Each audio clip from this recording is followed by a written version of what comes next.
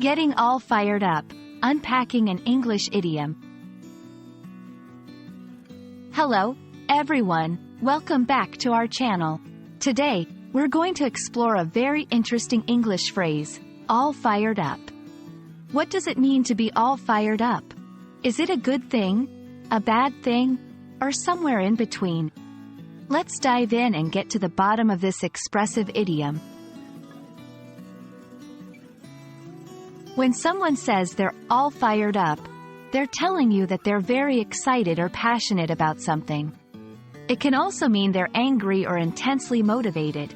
This phrase is often used to describe a strong emotional state where a person is ready to take action. The phrase, all fired up, has its roots in imagery of stoking a fire, making it burn more intensely. Just like adding fuel to a fire makes it burn hotter, a person who is all fired up has had their emotions stirred up, making them more intense. Let's look at some examples of how to use all fired up in everyday conversation. The coach's speech got the team all fired up before the game. I'm all fired up about this new project at work. I can't wait to get started. She was all fired up after the debate, ready to make a difference. There are a few variations of all fired up that you might hear. Fired up, without the all, is still commonly used and has the same meaning.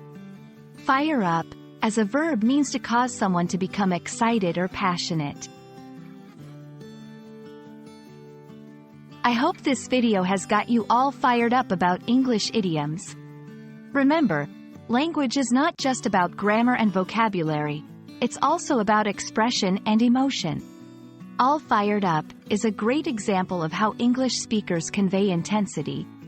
Keep practicing, and don't be afraid to use this phrase when you're feeling passionate or motivated. Until next time, stay curious and keep learning.